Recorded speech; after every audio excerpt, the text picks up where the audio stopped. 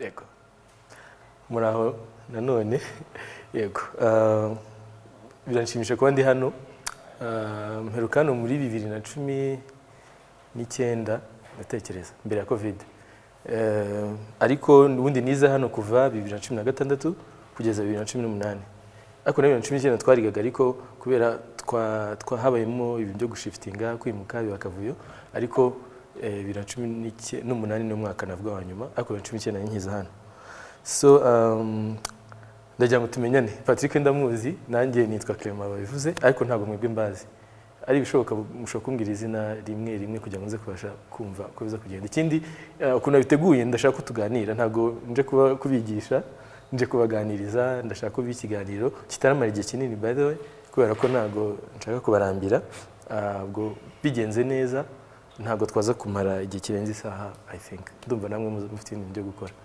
yego Patrick ndamuzi reka dukomeze Christiane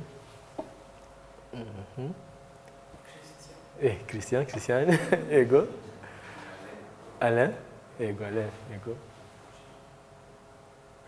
Crispin yego Kevin yego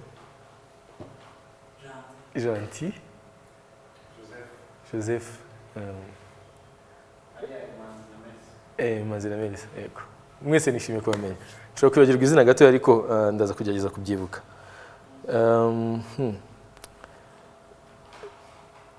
ndashaka ko tuganiraho gato ariko mu gutangira mfite akantu gato nateguye hano tuza gukoresha sinzi niba muri connected kuri internet cyangwa mufite data mwese mufite data hari umuntu hano uzi Kahoot se Kahoot niba mutayizi ntacyo tugiye kuyimenya ni uburyo tugiye gukoresha kugira ngo tuganireho gatoya mugiye kujya muri kubibona kahoot.it muri kubona iyi website washatu akadomo kahoot.it mujyeho mukinjira babasaba pin murashyira imibare sinzi niba murimo murabibona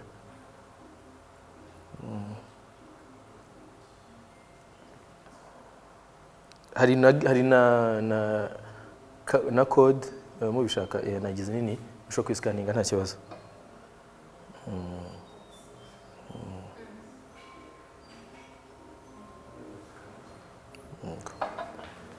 mwayibonye wanditse neza ntago rero niwe wanditse neza website kahoot.it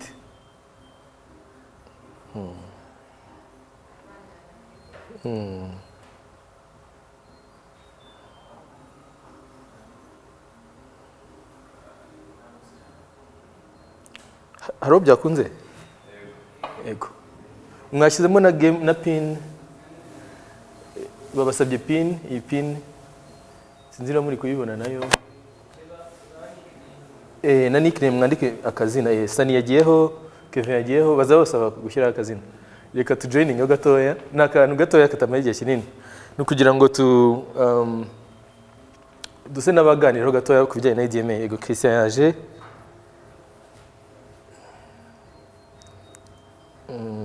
Christy mwihangane udufoto bashyiraho mbwa atari utwanyu yego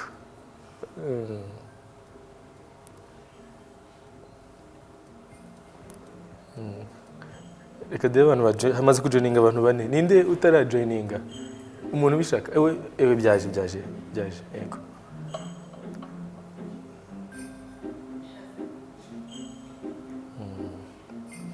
okay Joseph yagiyeho ndumva abenshi twagiyeho ninde utarajyaho okay Patrick nawe yagiyeho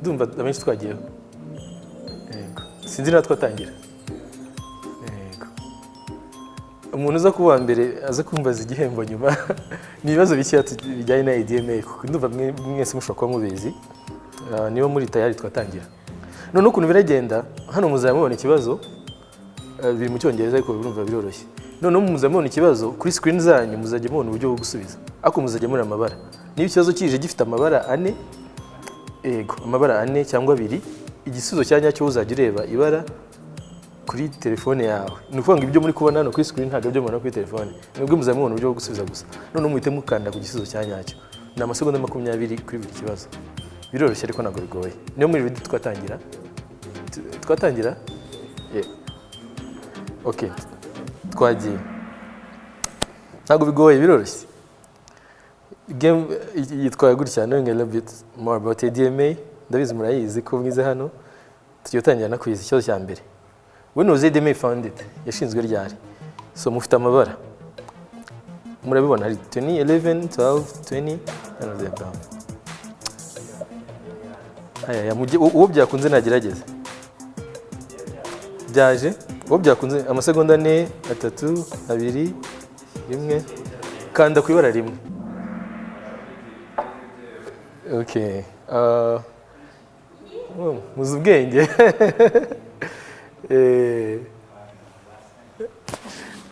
ndabona mwese mwabikoze abasubije bose babikoze so muri kubibona ko mwese mwasubije 2012 kandi nibyo Patrick byakunze cyangwa byande sorry ntacyo hari ibindi hasigaye ibindi bibazo bitatu ntabwo yatsindwa cyane yego nta kala kiba gifite no uhitamo usoma ikibazo hariya ukareba options dufite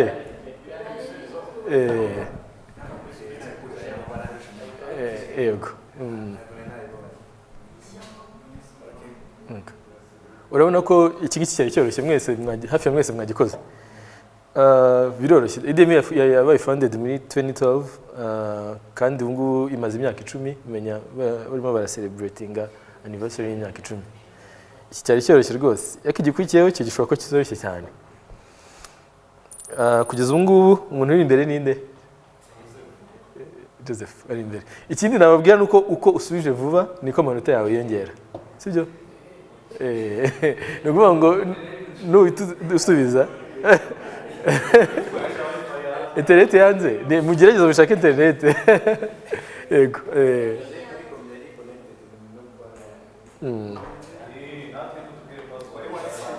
yego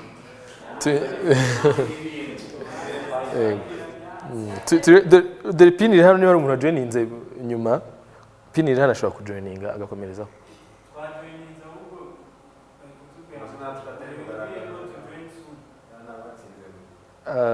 sinzi rero ukuntu bimeze kuba joininze nyuma ariko reka dukomeze ntacyo babatashe kujoininga tura creating indi game cyangwa tuzareba uko tubigenza okay reka dukomeze ikibazo cya kabiri kirabaza ngo ni true or false ADMA yahoze iba muri IPRC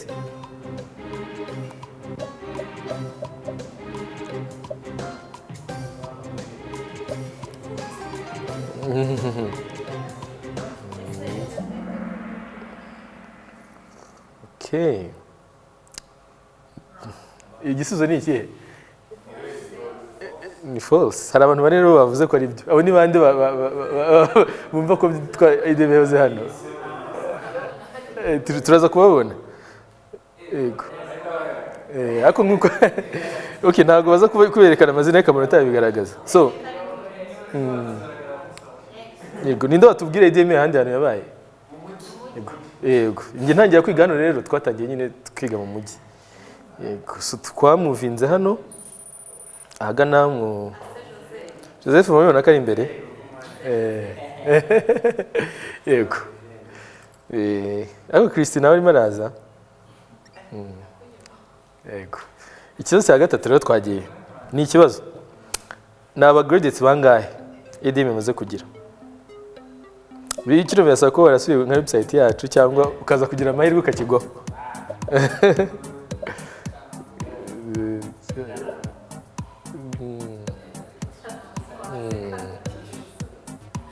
icyo ngiki umuntu agikora nta n'umwe biratangaje ko nta n'umwe wagikoze ntabwo byashoboka kugisubizamo. Abantu benshi kuki mwabafashe 5 mwumvaga ariwo mubare mwiza abantu benshi bamaze kugraduate ngana. Uko bigaragara hano ne amaze yego.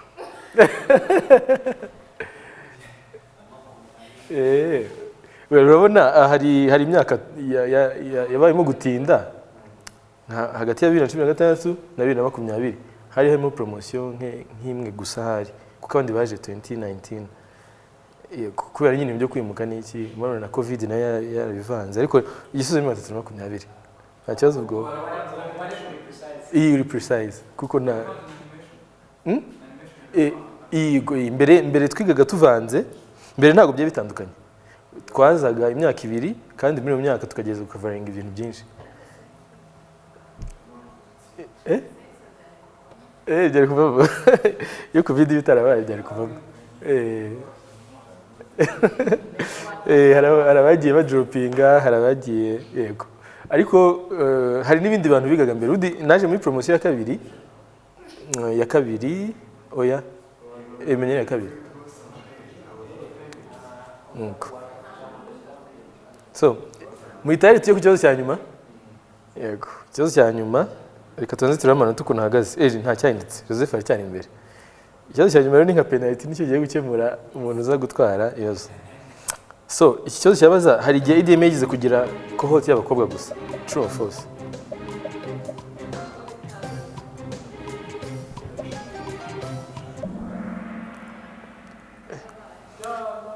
Ninde ukishe ninde bitabaye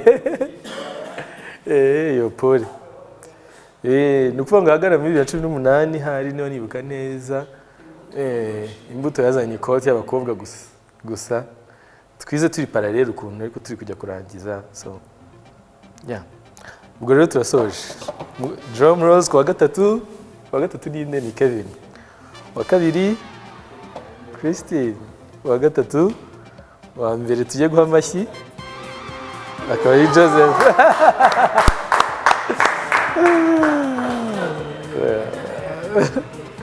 wow that's nice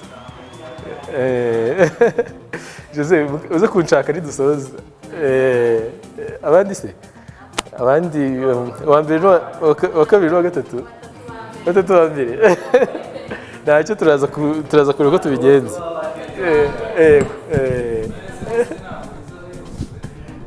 oya abandi ntabwo biza kuza gukunda wa mbere no nyuma ntabwo reka tubabikira akabanga nta ribi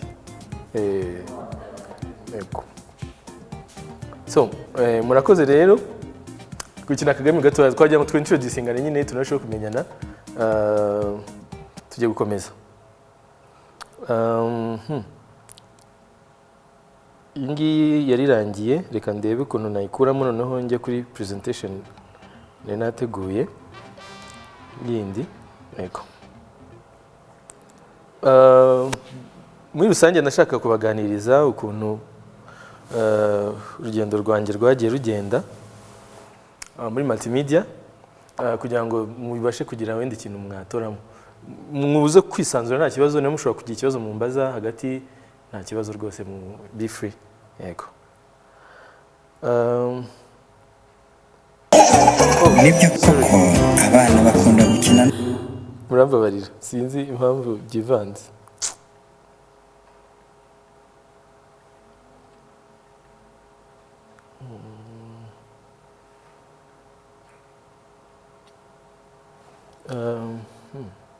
iyi document nashaka kuyi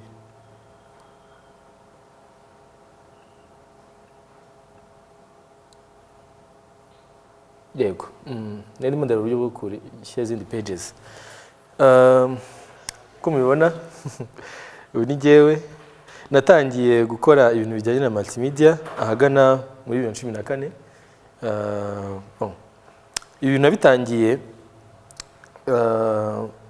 ari passion ntago nabanje kubyiga narabikundaga kugira ngo mbikunde umuzima bya bavuga ngo yitabonye ikintu ushaka hari igihe bituma ubona icyo ushaka tuvuge niba washakaga wenda kurya sinzi umuceri ukabona igitoki, hari igihe nyine icyo gitoki ushobora gusanga nacyo wenda cyari cyiza, cyangwa se icyo gitoki kigatuma ubona ukuntu umuceri burya ari mwiza.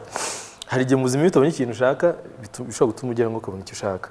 Nanjye nibyo byambayeho. Igihe najyaga kwiga muri university, nashakaga kwiga ibintu bijyanye na technology cyangwa se engineering, ibintu nk'ibyo ngibyo.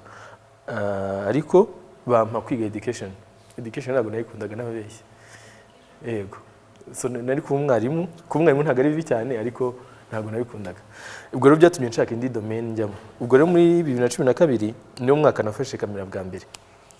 Ahantu nigaga nagize amahirwe njya muri magazine yakoraga kuri iryo shuri, hitwaga muri Kiye. Ubu ngubu hasigaye ari College of Education I think. Ntangira rero mfotora, zari kamera icyo gihe bitaga ngo Nikon D90, sinzi niba hari umuntu yize. Icyo gihe yari irenze, ariko ngubu sinzi ko zikinabaho. Ubwo rero igihe nayikoragaho bwa mbere navuze n'ibintu wow, ni byiza kabisa. Narabikunze cyane rero ntangira gukora muri magazine yo ku ishuri, nkazajya mu ma events. Icyo gihe twakunda gukora ama graduation yo ku ishuri hamwe n'inama zisanzwe. Ubwo rero ntangira kubikunda, ngira amatsiko, ntangira kubyentesa gutyo. Nyuma yaho naje gukunda ibintu bya graphic design. Nuko nakunda gufotora, then ngakora na graphic design. Photoshop nayo narayigishije. Icyo gihe hari ama tutorials yakunda kuba ari kuri internet cyangwa kuri YouTube, gake nkagenda mbirebaho, bikagenda biza tu. Ngakora tunakoraga, hari two nashyizemo hano, ariko tunakoraga twari dusekeje iyo nturebye ubu ngubu. Ariko icyo gihe numvaga turenze nyine, kuko n'abandi bonaga bitabaho. Noneho nko kuva 2012 kugeza 2014 basically kwari ukwiga gufreelancinga utuntu nk'utwo.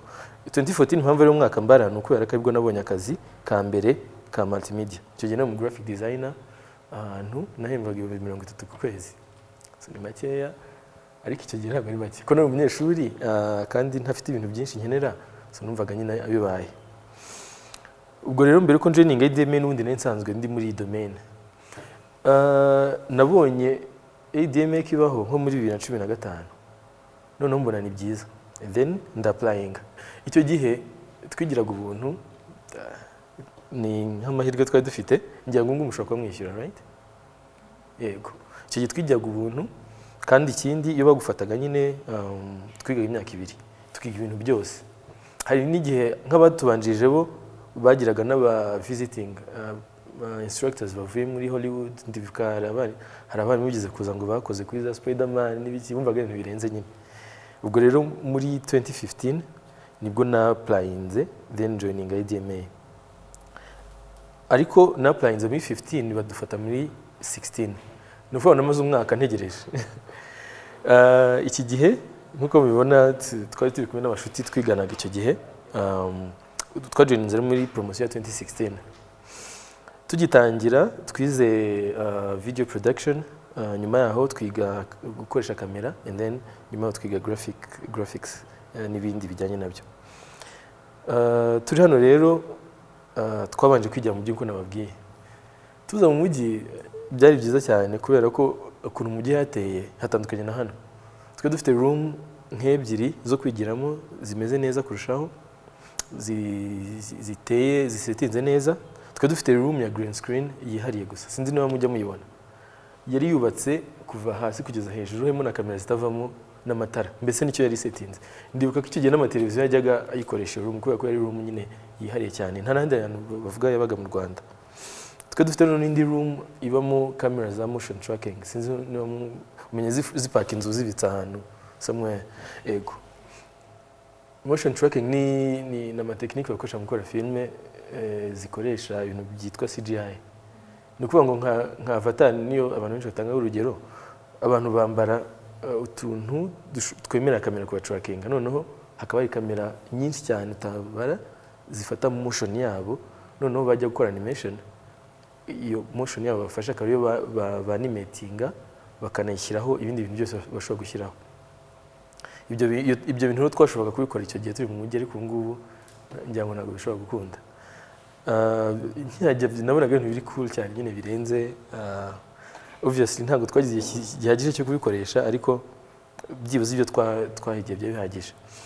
haciyemo nk'umwaka nibwo twimukiye hano tuza muri 2017 hazamo nka pause y'amezi 6 kubera ko ntabwo byari byoroshye byonyine no kubona ducome ku muriro ushobora kwatsa mashini zose twe dufite byari ikibazo kuri internet byari ikibazo ariko nyuma byaje kujya ku murongo turongera turakomeza turiga yego igihe rero nazaga hano kwiga hari ibintu bishyashya nize nkuko nabyanditsemo hano ikintu cya mbere ni equipment nza kwiga hano ntarakoresha na imwe kamera ya video ntababeshye pe nabonaga ibintu ntazi ukuntu bimeze ariko hano niho hantu nagiriye experience ya mbere yo gukoresha kamera ishobora kurekodinga video niho nigiye settings niho nigiye bira byose mwize shutter speed ND filters tuntu ngutwo ikindi niho hantu twakoreye ama projet ya mbere nyine ari muri real life ikintu nakundiye cyane ADMA nungu njya niko bikimeze twarigaga ariko tukapracticinga mu buryo bufatika pe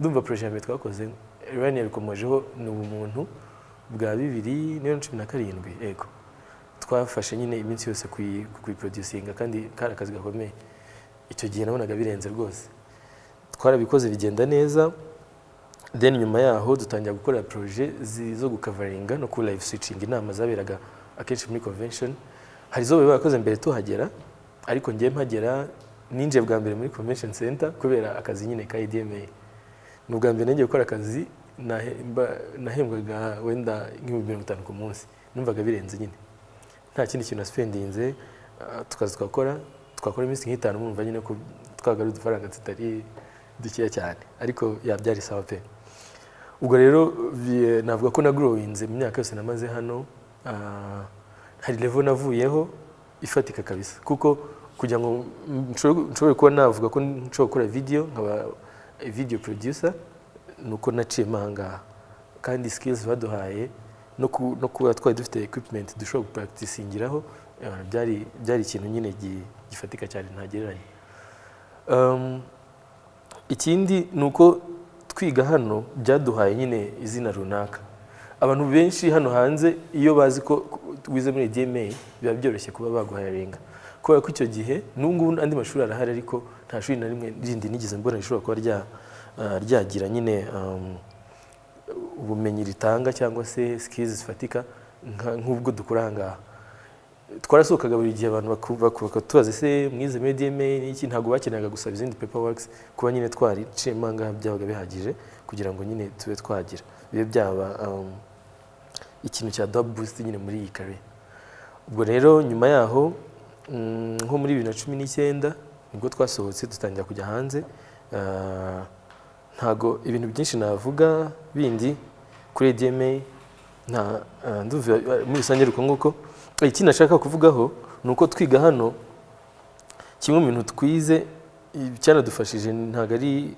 kamera gusa ntago ari editinga ahubwo ni no gucollaboratinga n'inshuti yego kuko abantu twiganye hano nyuma yaho nibo bantu n'ubundi twasanze muri career yacu dukora akazi nkora ubu ngubu nkariho kubera ko nakarangiwe n'umuntu nanone wize hano agasanga naza hanze agasanga yarasanzwe agakora akamfasha nyine gutyo nanjye hari abandi nagiye mpawindi biraka hari abagiye bampa ibiraka nuko nyine byagiye bigenda nukuvuga ngo hano twize collaboration nkuko mwigana iyi class yanyu abangaba mubona hafi yanyu nibo bantu ndi nimugera hanze mushobora kuzongera mugakomezanya Patrick ashaka kuzajya abona ikiraka agahamagara Joseph agahamagara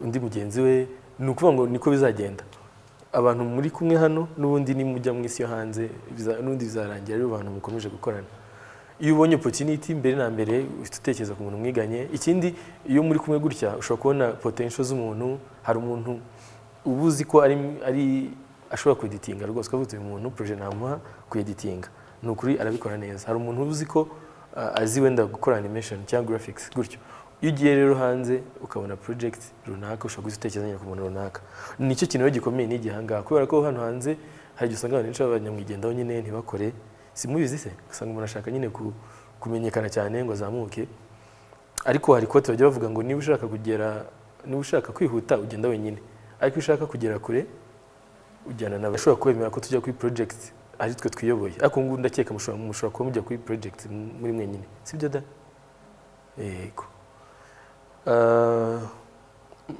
mwatangiye gukora utuzi two hanze se mwenye se mumaze igihe kingana gite mwiga amezi 8 ni byiza ubwo rero icyo kintu cyo gukorana n'abandi ni ikintu navuga cyadufashije cyane tukiganga yego nyuma rero nkimara gusohoka hano na sohotse mbara nka 2019 natangiye gukora tuzi gufreelancinga cyane nakoraga ibiraka bitandukanye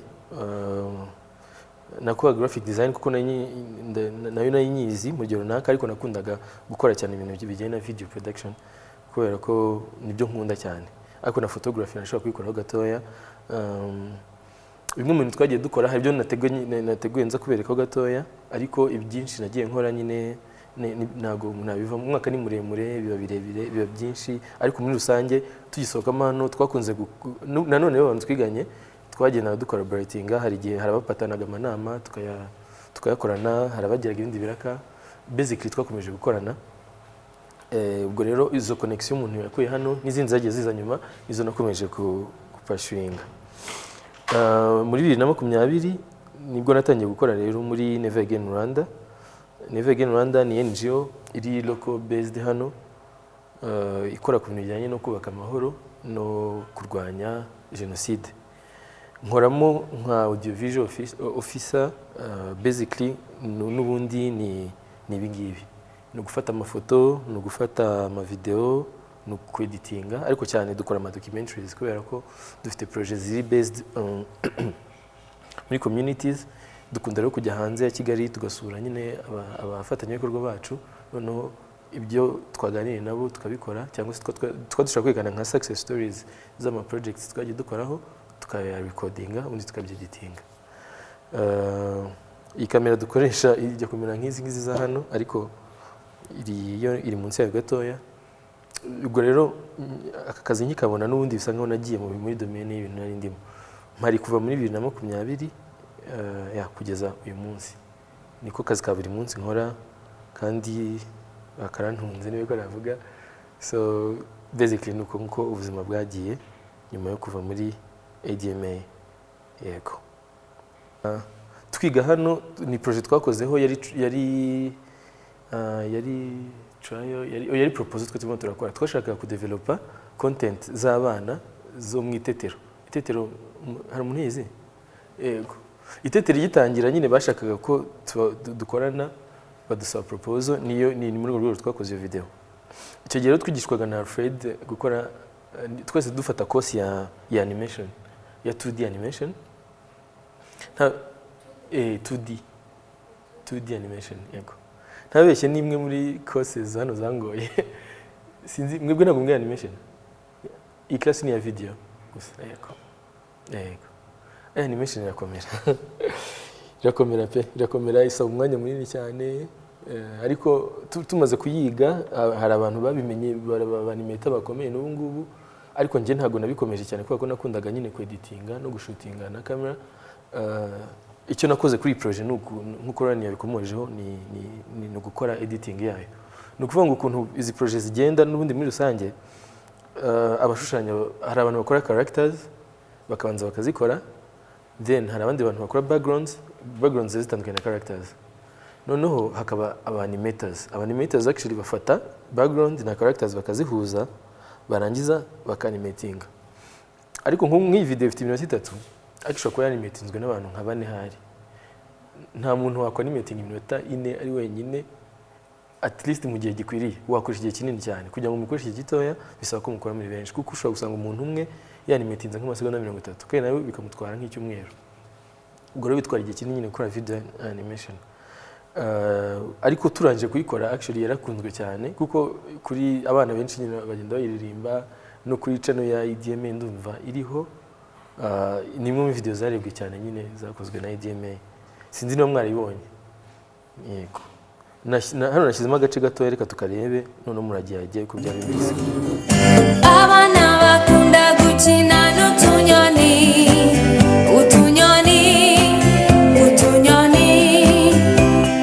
abana bakunda gukina n'utunyoni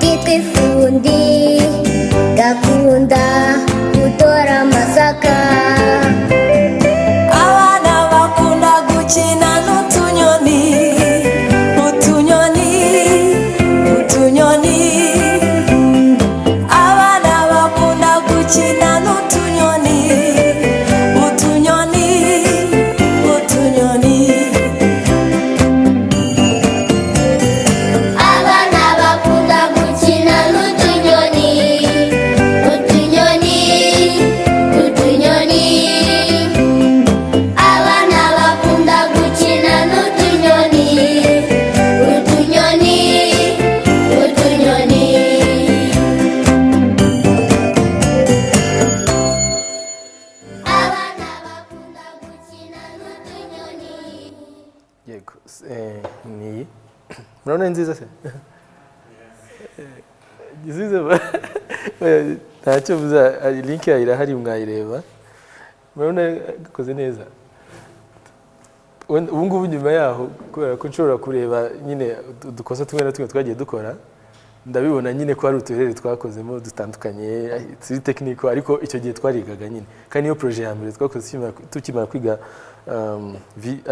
2D animation ubwo rero ntago nabitindaho cyane kuko nababwiye rero nko mubibona i projet ikorwa n'abantu benshi icyo gihe aba storyboard artists bari abangaba bari batatu animators rero bari benshi umwe babiri batatu bane batanu batandatu barindwi umunani bari benshi kabisa ko animating ntabwo byari byoroshye director yari Alfred nyine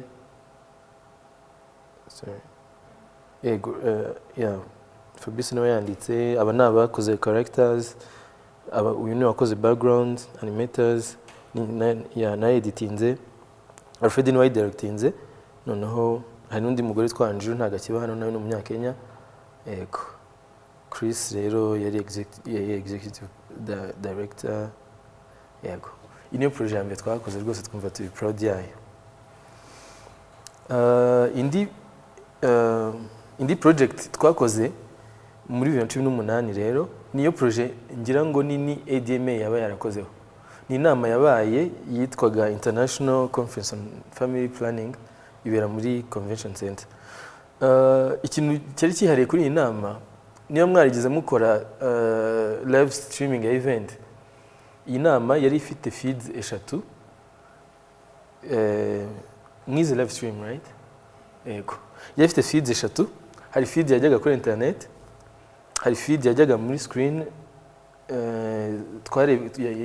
y'amaroom twakoreragamo hakaba na feed yajyaga hanze ya salle kandi zose zagomba gukontororwa nyine n'umuntu umwe hari switch eshatu icyo gihe kari akazi gakomeye cyane murabyumvisha ko guswitchinga imwe deja ni akazi gakomeye ariko kumindinga ukuntu uraza guswitchinga ibintu biri kujya kuri internet ugaswitchinga ibijya kuri screen ukaza no guswitchinga ibijya kuri zindi screen ziri hanze ya kiriya room kinini byari akazi kenshi cyane icyo gihe rero bazanye umuproducer uvuye muri Amerika witwaga Patrick ni umuproducer ukomeye ngo yaproducinze ama events akomeye murabizi nk'iyo president wa Amerika yatowe haba ari event yo celebratinga iba uwo munsi ibaza umuntu wa directinze iyo event ya directinze events za Obama izindi events zikomeye ama concert niyo biro barazanye numwe mu bantu professional nahuye nabo kubera ko tukorana icyo gihe yari yadusaba kuri twakoraga rehearsal umunsi umwe mbere yuko event iba tuvuge niba event ifite iminsi 5 ku munsi wa mbere niba ari ku cyumweru twarigendaga rehearsal zabaga ari kirero twagenda tugasettinga kamera tukarunning ibintu byose nkaho nyine event iri kuba tukavuga tuti ejo minister w'intebe azinjira hariya kamera izamufata ni iyi ngiyi akagenda y'umuntu posing nka minister akinjira kamera ya mbere kamufata bati nagira hariya ingi ntagiza bikimona ya kabiri izamufata agenda ahagarare nagira hariya gutyo tukabihasinga nyine ibintu byose ku buryo twaga tuzinga ibi birakora ibintu bikora akenshi twataga saa 4 saa 5 z'ijoro none umunsi kw'icyo nyine tugakora twamaze iminsi 5 dufite akazi kari intense abantu bose bari on their nerve twageze ku munsi wa 5 twenda gusara Ryan yari yashyushye cyane abantu bose ntabwo byo byoroshye reka mbanze mbereke ukuntu team yacu yari imeze none nyuma ndabereka highlight y'iyo event iminota mike nayo yayo kuko ushobora kuba ari ndende ni ukuvuga ngo iki gihe byari bimeze gutya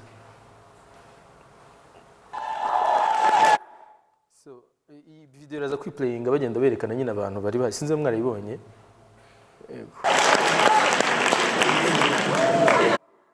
umusore uri hano niwe ushinzwe live stream twariganaga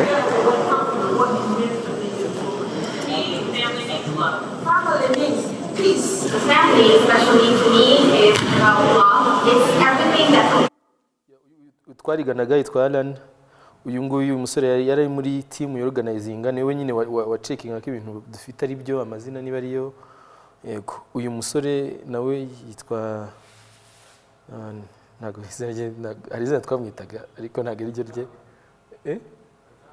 Rajbi uramuzi Rajbi yari ari kuri audio yari kuri audio gucekinga ko audio urabona hari mixer imbere ye amajwi twari dufite nibaza neza kureba niba amajwi y'amavideo ariho ibintu nk'ibyo uyu mugabo ni umugabo ngo witwa Clement turitiranwa niwe wari producer nuvuga ngo uretse uyu nguyu wari wararangije abandi twese twari abanyeshuri niko kazi ka mbere twakoze Ryan yari afite ubwoba cyane ko niko kazi ka mbere twakoze kanini kandi gakozwe na team y'abanyeshuri like 90% abandi nyine ari abandi so uyu yari ngewe nyine nari ndi kuri graphics icyo gihe noneho uyu ni wa mugabo nabwiye twa Patrick niwe wari director wa event uyu nguyu ni Bruce niwe wari kuri live switch niwe wari wa switchingaga nyine event hafi ya switches hano hirya hari mixer z'amashusho n'iz'amajwi nyine kuri DTN so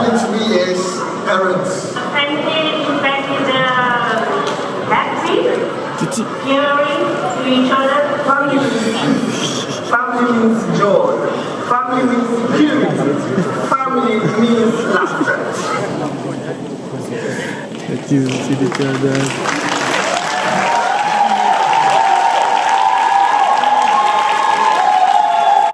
uyu musore twa Munezero niwe we yakoraga yari editingaga nuvuga ngo uyu munsi warangiraga twakoraga highlight yo munsi so he was basically yari we editor wacu yego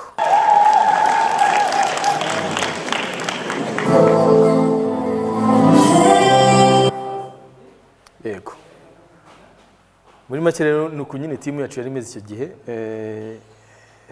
ntabwo byari byoroshye turangije rero hari video mfite hano twakozeho reka nyiberekeho gatoya kugira ngo mugire idea y'ukuntu event yari imeze.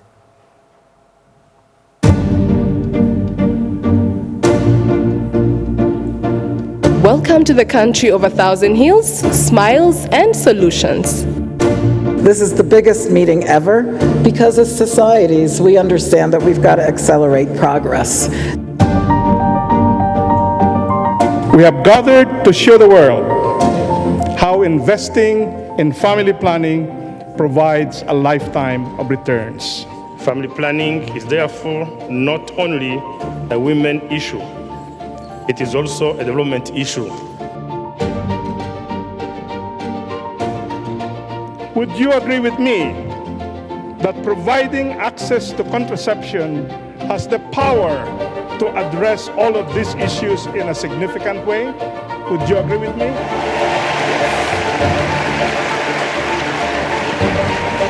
Donc c'est pourquoi il y a beaucoup plus de filles qui tombent enceintes parce qu'elles n'ont pas accès aux informations ou elles n'ont pas accès aux intrants. Donc si on leur permettait d'avoir accès à ces intrants, à ces informations, on aurait moins de grossesses non désirées. It is important that the youth be heard and the youth be taken seriously in whatever situation possible, just because we are the present and we are the future. They are indeed global leaders creating positive change for the well-being of their communities. Everywhere I look in this conference, there are young people. You are showing us that you know what it takes to carry this community to 2030 and well beyond. We commit to advocate for religious leaders to address the unique issues that affect our youth in family planning.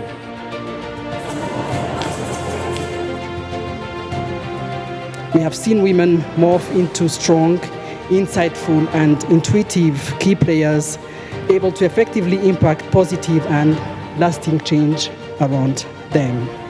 Because without women at the heart of everything we do, development and growth will not be sustained, and there can be no lasting peace and security. Honestly, I'm so pumped up right now. I can't wait to get back home and, just sit down and take all I have learned, put it together, and to fulfill my goals of making Nigeria a safer place for women. And I want to develop the notion about family planning advancement in Tunisia and hopefully to achieve this goal by 2030. Really about keeping at the center women and young people's right to access these services and right to reproductive and sexual self-determination. And I will tell more people about the stories of young people, especially young girls, that they have all the right to access family planning, sexual and reproductive health, and of course, a life with dignity. as a young person, as a young woman, we need to hold ourselves and our policy makers accountable to doing family planning services for us. Because when a woman decides, she decides not only for herself, but for her family, community, and country.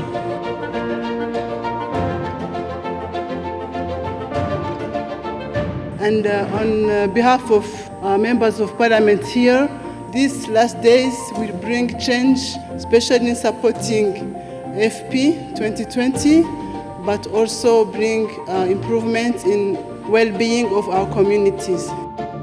Our first award recognizes the first winner, Uganda, Burkina Faso, Pro Familia Colombia, Save the Children Yemen. And I was very impressed by how committed were these young people to contributing in addressing the shortfalls associated to reproductive health.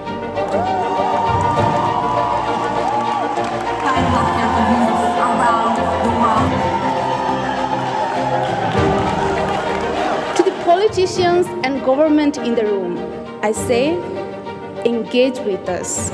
To the donors in the room, I say, invest in us. To the NGOs in the room, I say, work with us. Let's engage men and boys to stand up for what is right and become champions for women and girls' rights. It's very important for us to play a critical role, because for a woman to actually use family planning, then the man needs to be part and parcel of that discussion.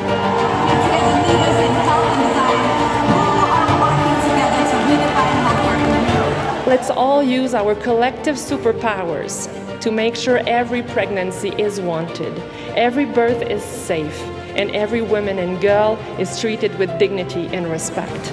My family planning superpower is being able to use data for decision making. My family planning superpower is advocacy. My family planning superpower is advocacy. This has been a fantastic opportunity to exchange, learn from each other, and agree on the unfinished agenda. We've come a long way, but we still have a lot to go. If you empower youth, and if you invest in family planning, you will get a lifetime of returns. What an incredible movement we have built. It doesn't end here, and see you in 2020.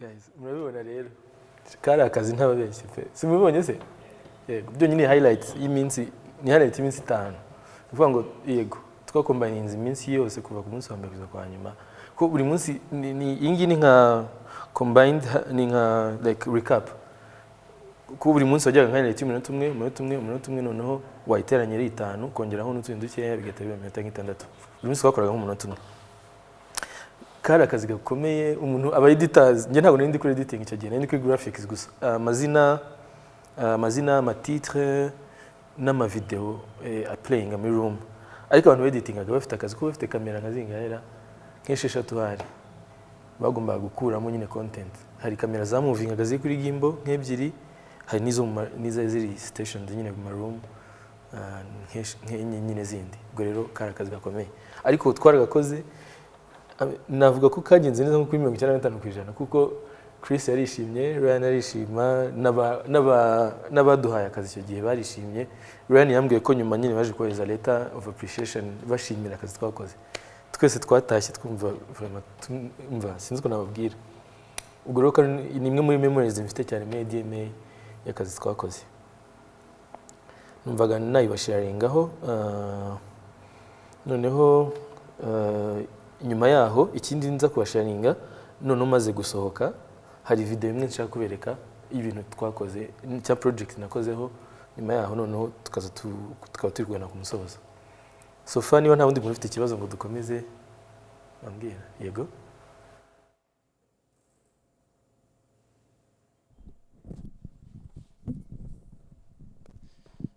Mwiriwe nanone nitwa Janti. Ibibazo nari mfite ni nka bibiri. So iyi tweretse iyi highlight ariko ni final y'iminsi yose yabaye. Okay. Ko yari ndende watubwiye ko nyine buri munsi bakoraga highlight y'umunsi. So ni ukuvuga barazifashe baraziteranya bakuramo kuri final cyangwa ikindi kibazo ntabwo ari ikibazo. Ikindi video ni nziza nyine ngiye nayikunze, nari ndi kwibaza nyine kamera ariko wahise ubitubwira ko nyine hari izindi kamera ziri no kuri gimbal. So nicyo nari ngiye kubaza nyine kamera mwakoresheje ko nagiye mbona movements ziri smooth. Yeah.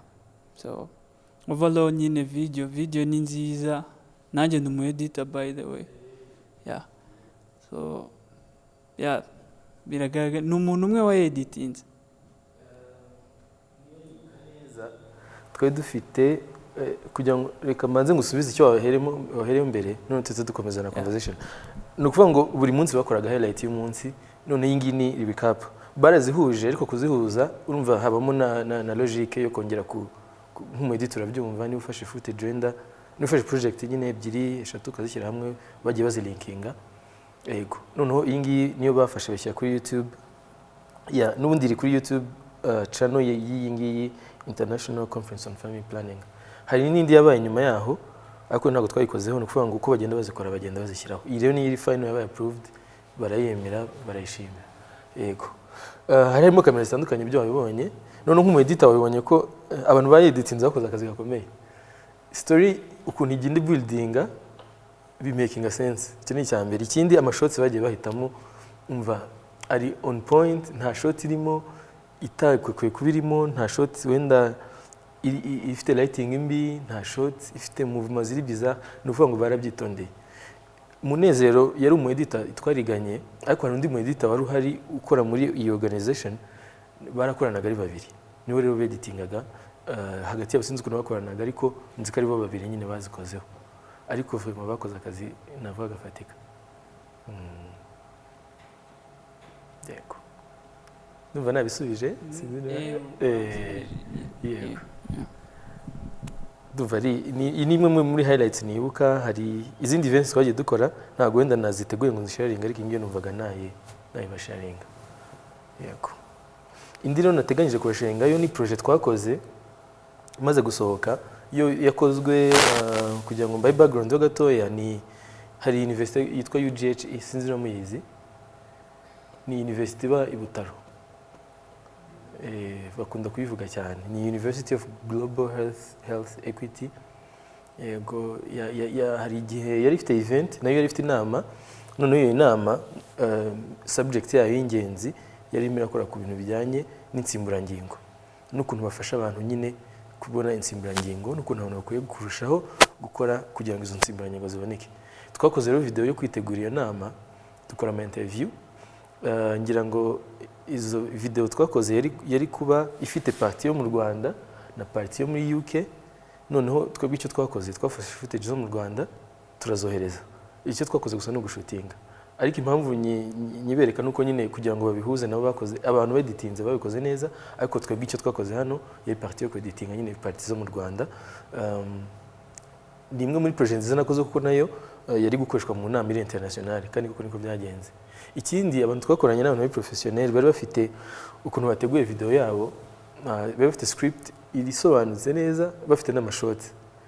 No kuvuga ngo ntago batwoheje gusa mu kirere ngo mugende mu shooting oya, n'abantu bari professional ku buryo bari bateguye n'ama types y'amashot, even n'ama b-rolls. Bavuga ngo niba mugiye gushutinga interview y'uyu muntu muramushutinga tuvuge ntuze ebyiri, muramupreminga, murafata shots ebyiri, wenda medium close up na close up. Noneho ama b-rolls muza gufata arabari gukora ibi ngibi. Nuvuga ngo baduye short list zisobanutse neza. Twabanje gukora inama nyinshi kuri Google Hangouts. Icyo gihe ndumva Zoom itari yakaje. Tumara igihe dutegura kubyo twagiye gushutinga dufite idea neza y'ibintu nyine twari gukora, and then turarollinga. Nayo tumaze kuyikora, I was happy with the results. Ngiye kubibereka nayo ubwo nka Janti mu editor aza byumva.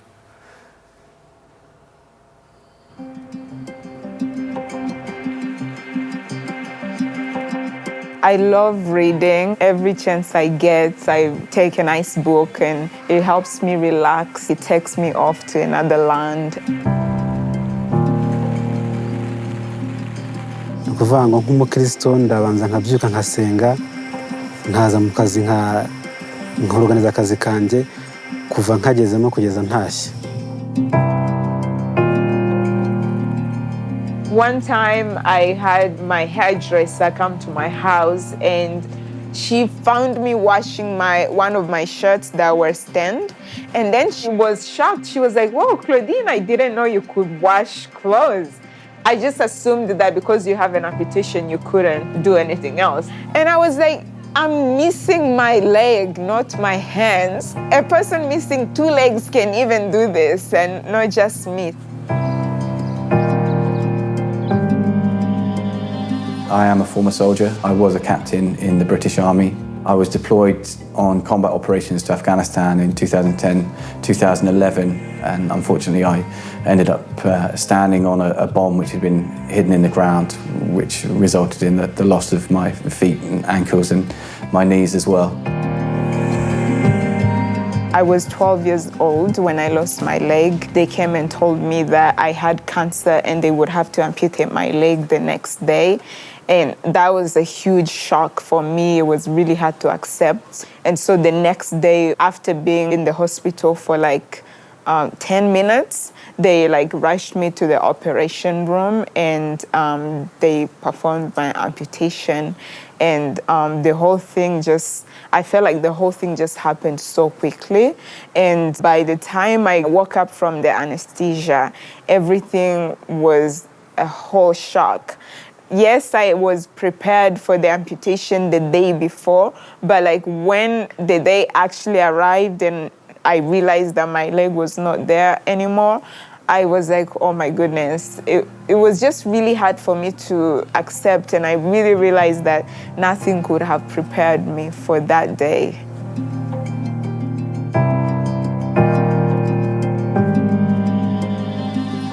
Kugira ngo ngire ubumuga nakoze impanuka ya moto tugongana n'imodoka.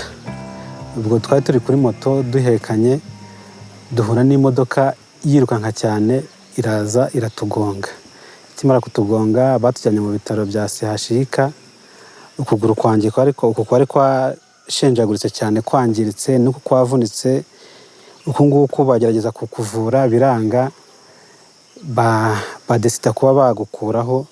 Nk'umuntu wari ufite imyaka 15 kumwe ngo bagiye kunca akaguru, numvise ari ibintu bindenze, nkumva ari isi ndangiriyeho, nkibaza niba nkiri umuntu cyangwa se bese nibaza ubuzima buzabaho nyuma yuko umaze gucika akaguru, nkumva ni ibintu bingoye cyane kubyakira. Right after I lost my leg, I was in the hospital, and the care I was receiving was really just for my stitches to heal. And then after they healed, I went back home and I was with my family and friends. And for me, that was sort of my rehabilitation right after my amputation, because it felt nice to have my family around who treated me the same, even though you could see that they were also saddened by what had happened to me. And of course, something that I can't do. When I became an amputee, at first, there were so many things I couldn't do.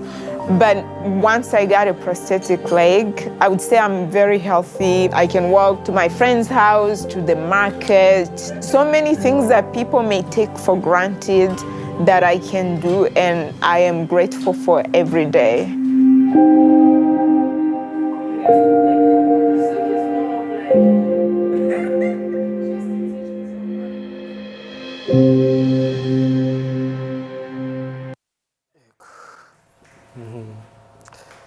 Murayibonye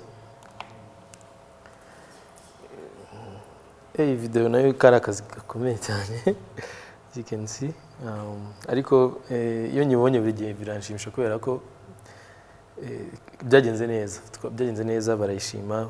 Abantu twayikoranye n'abangaba, hari indi studio yaduharinze mu Rwanda, nibo banakoze editing muri UK abantu mwabibonye ko editinze neza pe ni story yumvikana iri on point nayo muri make ni izi project nashaka kubereka kugira ngo wenda ziba inspiring ubumenyi nakoresheje 100% se okay 95% se okay percentage nini nuko naciye manga camera work footage zo mu Rwanda mwabonye zose nitwe twazishutinze twari babiri naho harimo parties zimwe za gimbal n'izindi ziri handheld ariko nituma footage ziba natural kuntu burye gimbal ni nziza ariko hari igihe ukeneye ko haba harimo ka look kari natural kuntu ndumva ari ibyo sinzi niba nayo hari ikindi kibazo mwambazaho wenda mbere yuko tujya kuri party gato ka nyuma.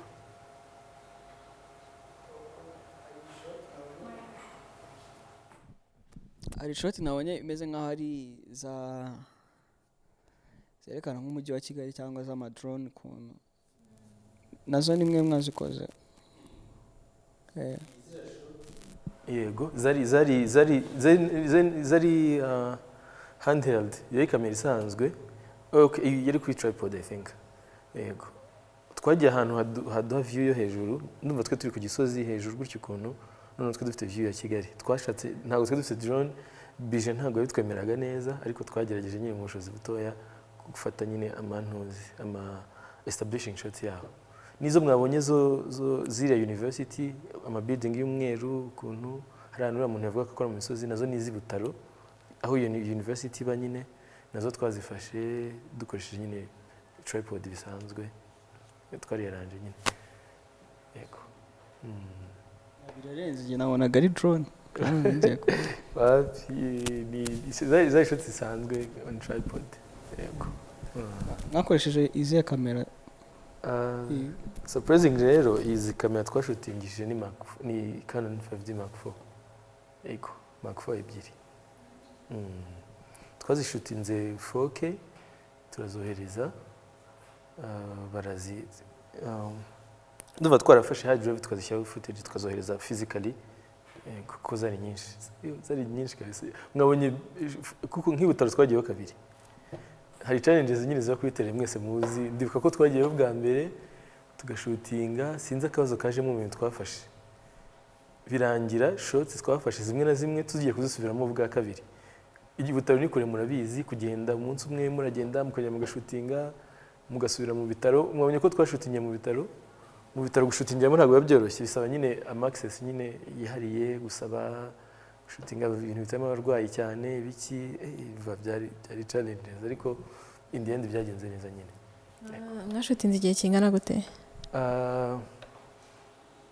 mbariyemo ndumva byadutwaye ibyumweru 2 yego ariko ikintu cyabiteye nuko hari aho twagiye kabiri kugira utari twagiyeho kabiri kandi muri weekend ebyiri zitandukanye ndakeka ariko ubundi twe twazi kuzatwara icyumweru kimwe bakora amabiro yose kuyafata kuyabona kuko bari baduha specifications byari clear nyine baratubwiraga twenda kuri shots zuriya mugabo w'umuganga muzamwerekana muzamufata ari mu rugo iwabo mufata ari kuvoma mufata ari kugenda mu nzira mufata ari ku kazi mufate gutyo uriya mukobwa ati muzamwerekane kumwe n'inshuti ze mumwerekane ari kwambara iriya proteze mumwerekane ari gucuranga gitari cyangwa ari gusoma ikintu avuga akunda gukora muzageza kucyereka ibintu nk'ibyo ngibyo so byadutwaye igihe kinini kugira ngo izo shots zose ko twashutingaga tugacekinga ese izi shots twazifashe yego izi gutyo so byatwaye agahero runaka yego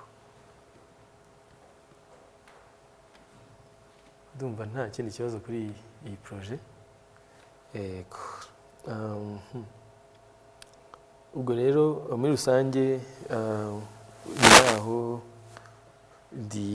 ndimo ndakora nyine nshobora gukora video editing nshobora gukora camera work nkunda cyane kujya kuri tele kurusha editinga sinzi niba hari umuntu usharinga feeling nanjye editinga bitwara murabizi mwese bitwara akanya bitwara imbaraga ariko in the end nibyo bigaragaza nyine results umuntu yakoze ndumva ari ibingibi rero nari nategereje kubasharinga sorry akandi kantu ka nyuma yenda twavugaho ni gusoza ni what now sorry bambwiye ko musigaje amezi angahe kugira ngo musoze 4 yego hano se hari umuntu ufite projet yaba yarakozeho yadushe nubwo twereka wenda yambwiraho gatoya nka initiative yo ku giti cye mu gihe mumaze muri hano nta muntu watubwiraho gatoya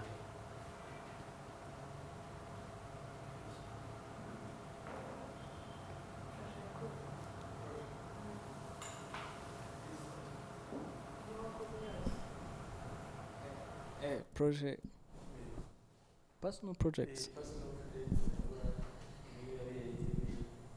so far igihe umaze watubwiraho gatoya so far ndumva nyinshi ari iza hano n'ubundi amalive cyangwa se iza RP izo igi providing ariko hari n'izindi zigenda ziza ku mugani nko wagiye bivuga hari ukuntu ugenda umenyana n'abantu like bakaguha nka projet nk'ubu hari academy nakoreye I think ni nka niba nakita ikiganiro bashaka guproducinga cyitwa Women in Football ni nkaho ari nka fondation ifite academy k'abana hanyuma turagenda kuri tere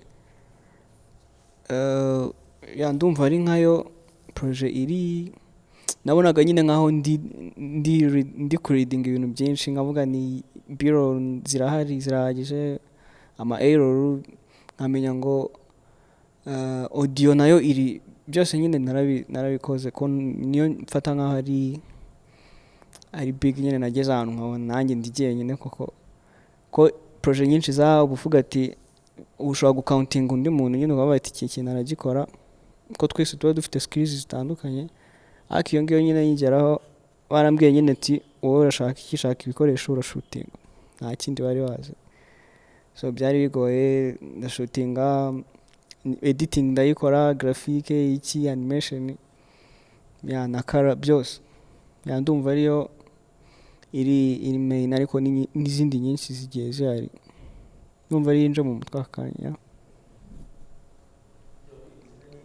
ni Christian yego Christian ni byiza courage kabisa yego nta umuntu ufite nka project teganya mu minsi iri imbere wenda ngo atubwire niyo yabiri mu gitekerezo muri amezi asigaye wenda cyangwa na nyuma yaho yego gentil okay ni projet sibyo ko bari bayizi ni wowe nyine wenda nabangiye kuyibwira twari turi gupanga project nyine as a team nyine yo kuba twakora live event no upcoming artist nyine dushaka kuzakorera live ni urebye niyo project iri mfite nyine mu mutwe ngubu nyine nshaka gukoraho ni idea nziza ni idea nziza kabisa yego ashaka tubwira okay nari no kuvuga ngo nkuko mwari mubikomojeho aka niko kanumva twasorezaho ubu noneho niki cyakurikiraho kuri mwebwe cyane kuri mwebwe kuko mukeneye kujya hanze nyine hano hanze kandi ibintu muzi bikeneye kubaha akazi n'amafaranga kuko twese dushaka amafaranga ntababeshye nta kindi rwose nabaye niba turi hano ikindi kuko mwebwe mwishyuye urumva iyo ufite skills wishyuriye ukeneye nyine kubona value y'ayo mafaranga yazo atari n'ibyo gusa nyine mukeneye nyine n'akazi birumvikana hano ninavuze ku bintu bibiri hari collaboration na personal projects ibintu bibiri bishobora kubafasha nyine nimusohoka cyangwa se mukiri nahanga nabwo birashoboka collaboration ndumva nigeze kwikomoza gatoya hagati yanyu mushobora gufatanya tu Christian ashobora kugira idea agabwira Patrick gutyo mukagenda muri batatu cyangwa bane ishobora kuba n'ikintu nyine kitishyura mu gutangira ntabwo ngo ibintu byose babyishyura ariko ikintu ukeneye kuko nugenda ukagera ahantu ukabwira uti nize muri ADMA bazabyumva ariko bashobora kubaza ati se wakoze iki, ari naho personal project ziziraho. Niba ufite personal project wakoze itishyura ariko ikaba irangiye imeze neza, ni ibintu bya video ukuntu imeze, ikoze video imwe ebyiri eshatu, uko level bigenda izamuka muri skills na experience, ariko n'ukuntu ukora ibintu bigenda bihinduka ku buryo n'umuntu wazereka abantu benshi hano baza portfolio nyine akoze se nubwo yize nyine ibintu bizi wakoze iki. Niba mufite personal project mushobora kwerekana kwereka umuntu, ni ukuri ndababwiza ukuri bishobora kuba kugupushinga a long way. Ubwo umuntu mutekereza nyine cyane kuri collaboration nkuko yarabivuze Jean, ushobora gutekereza umuntu muziranye ukora ikintu runaka, ashobora kuba n'umuntu usanzwe nyine. Ego hari project nize gutekereza gukora ariko sinayikora. Hari abantu duturanye bakora siporo muri buri weekend kwa gatandatu, kandi bamaze nk'imyaka nk'ingahera nk'umunani babikora mu buryo consistent. Ni nkaho natekereje rimwe kuzagenda nka shooting bureaus bari gukina, none nyuma yaho tugakora tu interview dukeya bavuga uburyo siporo bagira akamaro. Ako ni akantu gato yakoroshye ariko ugakozwe kukarangiza nyine kugashyira hanze. Niyo wagashyira mushobora gukora YouTube channel zanyu, mushobora gukora na Instagram isigaye ifite uburyo bwo sharinga nyine video ndende kuba content creators. Akenshi personal project nk'izo zishobora kuba boostinga zikabakora ahantu hamwe zikabageza ahandi. Ibindi twajyaga dukora kuko twe sinzi hano ukuntu bimeze, ariko bajyaga batwemerera equipment tukiga hano. Tuvuge niba ubonye nka event niyo cyabaye cyakakishyura, ukaza ukavugana nabo na barani iki ukabwira twende bizabushyira na gutya, ese ko dushobora gukora projet n'abantu twigana ikaba yadufasha, ese mwaduha ibikoresho hafi ya byose bakabiduha dushobora gukenera. Mwebwe babibaha yego nawe bibaha. Rero ubungubu icyo mwakora no gushaka connection, mugashaka connection. Urabona abantu live zirakenerwa cyane muri iyi minsi murabizi, cyangwa se na documentaries. Akenshi ibyo bintu live events hamwe na documentaries bishobora kubafasha cyane. Icyo mwakora gusa no kumenyesha abantu ko mushoboye ibyo bintu, ntawamenya bishobora gufasha ukabona bigeze aho bigera. Akenshi iyo abantu bazi gukora ibintu bishobora gutangira ku nshuti zawe zoroshye zisanzwe, noneho n'abantu bo muri famille n'iki, noneho bakagenda bagufasha bakakurangira connection zishobora kuba akazi.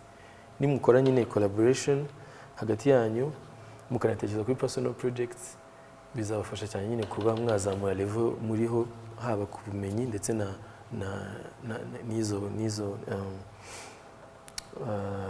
n'izo connection zindi, noneho mugira hano muva mugira handi.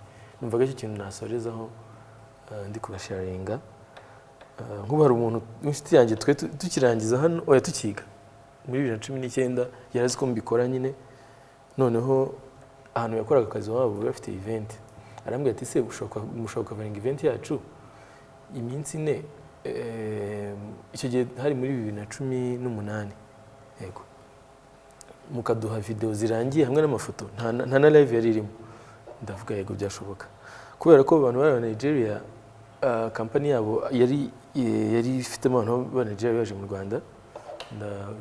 Ntekereza amafaranga runaka ndabacaginga, njye numvaga ari menshi pe, ariko ngize amahirwe nyine bitabayemera. Kandi ni umuntu twe tuzanye gutyo bisanzwe ko twasenganaga, azi ko nyine nkora ibintu bijyanye n'ibi, aravuga ati nshobora kubikurangira, kandi byagenze neza nyine tubakora ibintu babishima. Ubwo rero kubona akazi ntago bihera ku ahantu hakomeye cyane, ushobora no guhera ku bantu boroheje muziranye basanzwe pe, ukabona nyine kuba bamenye kubikora bishobora gutuma hari icyo bakurangira kandi kikagufasha. Ibyo nibyo rero nateguye kubasharinga, kandi mwakoze. Igihe twe twavuze nshobora kuba nakirengeje ariko nta kibazo. Ariko ndumva ari isaha iri kujya kuzura. Yego, ni ibi ngibi rero ni uko urugendo rwagenze, namwe nababwira courage. Multimedia ni kariyeri nziza pe, ni kariyeri nziza kuko ubu ngubu irakenewe. Niyo ikintu gikenewe ni content muri iki gihe pe, ahantu hose bakenera content. Ikindi personal projects zishobora gutuma muvugana stories ziri aho hepfo gutyo ukuntu nyine benshi batazi, kandi bishobora kubavana kuri level imwe zikabageza ku bandi ku yindi. Ninduzi umuntu, ninduzi account yo ku Instagram yitwa ngo Humans of New York. Humans of New York. Ntago muyizi? Turebe niba nayibona. Humans, yego.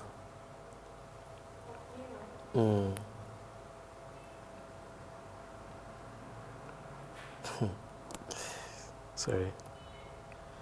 Let's go. Yego, ni iyi ngiyi. This will be cut out. Iyi account ntabwo muyizi.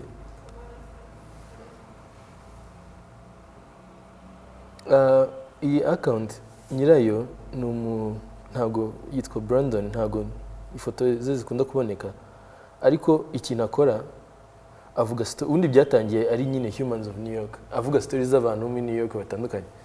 Ikintu akora aragenda akareba umuntu, reka turebe urugero, areba umuntu nk'uyu nguyu akamufotora udufoto dukeya, ya ifoto nk'imwe cyangwa ebyiri cyangwa eshatu, ubundi agashyiraho story ye hano ku ruhande. Uyu muntu nyiri iyi account yatangiye nyine ari umuntu usanzwe nkanjye nawe, ariko ubu ngubu urwego amaze kugeraho ni urwego rukomeye cyane, kubera ko aya mafoto yafotoye hari igihe nko muri 2016 cyangwa 2017 yafasha ishyira mu gitabo, akora igitabo kimwe aragisohora. Ni igitabo nyine cyaguzwe cyane, kirakundwa kuko cyari igitabo cy'amafoto na za stories zose zirimo. Nyuma yaho yaje gukomeza, noneho aza gukora nka stories za impact, ku buryo tuvuge niba yakoreye interview umuntu, uwo muntu akaba afite ikibazo gikomeye, noneho yakoze ku buryo abantu yaganiriye nabo bafite ibibazo azajya bafasha biciye kuri izo stories zabo. Yageze ku rwego rukomeye, noneho ava mu New York ajya noneho ku isi yose, no mu Rwanda yarahaje by the way mu minsi yashize. Ugiye muri feed ye wabona stories zo mu Rwanda zirimo, yanahuye na Perezida w'u Rwanda His Excellency, nawe arimo hano, nuko wenda bishobora kunsaba umwanya kubireba kuko afite post 5,000, ni nyinshi cyane. Ariko uru ni urugero rw'umuntu wahereye kuri stories zo muri community ye akagenda expandinga. Namwe ntabwo si ngombwa gutangira nyine ahantu hejuru cyane, mushobora gutangira ahantu hasi pe, hasi horoheje, mugashaka story yoroshye mukayubakiraho mukayitangaza, kuko hano hanze murabibona ko content ni ikintu gisigaye cyakirwa cyane. Abantu benshi bamara igihe kinini barimo barakora ibintu byinshi kuri telefone zabo. Ubwo rero uramutse usharinze content cyane cyane kuri Instagram na TikTok, nabonye nayo igeze ku rwego ishobora gutuma abantu bamenyekana, bishobora kugira ikintu kibagezaho. Ubwo rero mushobora gutangira hasi muri community, noneho bikagira aho bibageza. So mwakoze cyane rero kumpa uyu mwanya no gutega amatwi. Mbere ko dusoza, hari umusare ufite comment nayakira, ikibazo nacyakira, cyangwa ikindi kintu icyo ari cyo cyose, nyuma turaza gusoza. Abaye nta nuhari nta kibazo, nabwo twasoza. Yego, so mwakoze cyane rero. Yego.